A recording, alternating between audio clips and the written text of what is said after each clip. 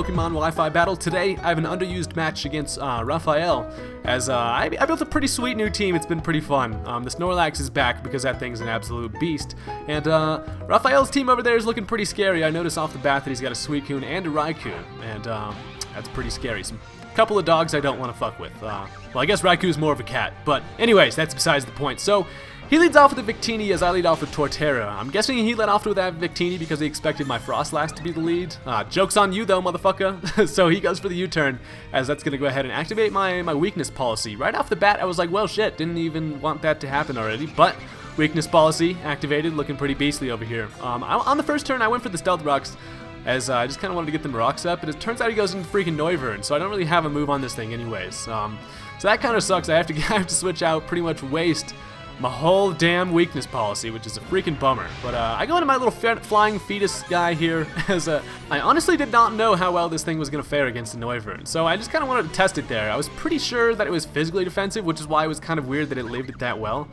But you'll see in a second here when things start to go shitty. So I go for a Calm Mind because this thing's main purpose is to set up a Calm Mind and then baton pass it into my Meloetta that I have on my team.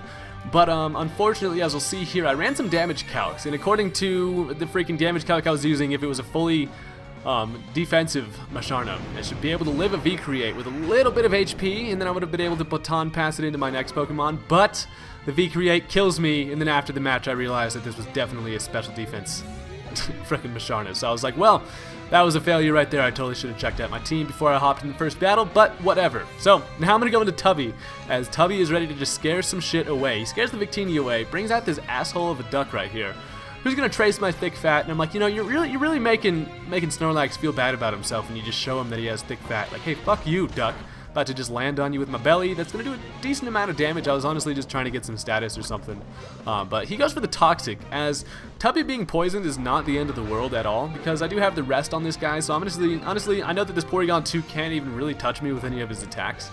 He wants to hit me with like an Ice Beam. I got that young thick fat. It's not going to do a damn thing. He can hit me with like a Tri-Attack. But in the end, my specially defensive ass Snorlax is going to win. So he decides, he's like, alright, I'm going to have to go ahead and switch here. He switches back into the Victini, which was actually kind of questionable, because I was like, I'm going to go for the Body Slam just to get some damage off on that Porygon, as that's definitely going to kill that thing. Maybe he expected me to set up another curse, but either way, had I set up another curse, that thing, Victini, was probably just set up for a bad situation. So Tubby's looking pretty swell over here, besides the fact that he's poisoned as fuck. So now he brings out this Mind Shower, as I was like, alright, Fake Out or High Jump Kick coming, so I'm going to switch into McFlurry, but he actually makes a really nice play and predicts that, goes for the knockoff, as it's going to leave me down to my Focus Sash, which is, thank God it doesn't knock off the Focus Sash on the same turn. That would kind of suck, but I mean, I guess either way, if he went for the knockoff on the Snorlax anyway, it probably would have done a decent amount of damage, and it would have gotten, well, not a decent amount of damage, but it would have at least gotten my freaking leftovers off. But that was a really nice play on his part, being able to go ahead and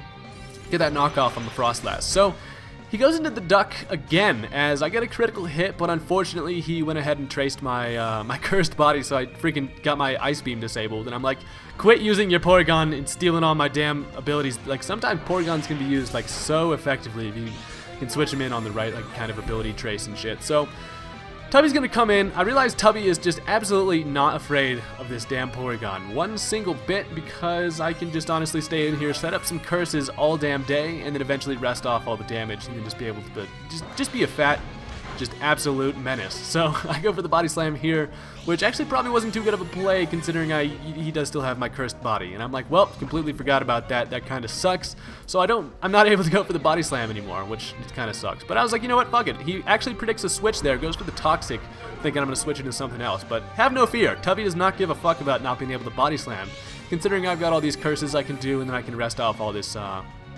poison damage and all that stuff. So Tubby's looking pretty solid, as the poison damage is actually kind of taking its toll, as he's just going to go over there and recover. He's basically just kind of scouting out to see if I do have the rest on my Tubby, and I was like, you know what, I'm just going to go for it here. I could have gone for actually a couple more curses, which probably would have been ideal, but I just went for the rest there, just now that I'm not freaking poisoned, it's going to be pretty damn nice. So he's going to switch out. He goes into the Raikou, and I'm not really sure what the plan was with the Raikou. He doesn't really have anything that can honestly hurt me.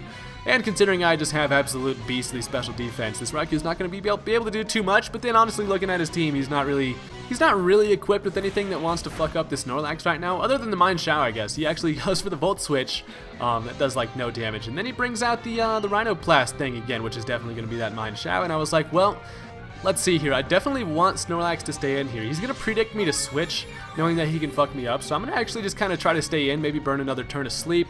He ends up going for the Fake Out, which is absolutely perfect because that's not going to do too much damage to me at all. He gets some Life Orb recoil, and then I wake up. So this is perfect. I'm woken up. I can completely destroy this thing. If he doesn't go for the high jump kick, turns out though he actually stays in, goes for the knockoff, probably predicting me to go back into my Frostlass again. But this time I was too smart for that. As I stay in, I lose my leftovers, but that's the price you gotta pay when you want to fuck bitches up like that, Snorlax. Good shit, brother. Good shit. So now he's gonna bring out the Noivern. Having gotten the freaking Mind Shower out of the way, that's pretty much like absolutely awesome, considering now he has like absolutely nothing he can do to my Snorlax. So he's going to go for the Draco Meteor, and it's going to do a decent amount of damage, but honestly not as much as he was probably hoping, as I'm going to go for a nice little Body Slam. And Noiverns are more bulky than I remember these motherfuckers being. What the hell? I have one and it literally takes attacks that I did not expect him to take, and then it just lives that Body Slam, and I'm like, well, what the hell, Noivern? I end up getting the paralysis, but as you'll see there, he's still faster considering I have all those curses up. And actually, I lived that next Draco Meteor with a special attack drop on his side with like 3 HP, and I'm like, holy hell, Snorlax is just too much of a monster. Nobody can fuck with Snorlax. Why do not more people use this thing in underused? I don't get it.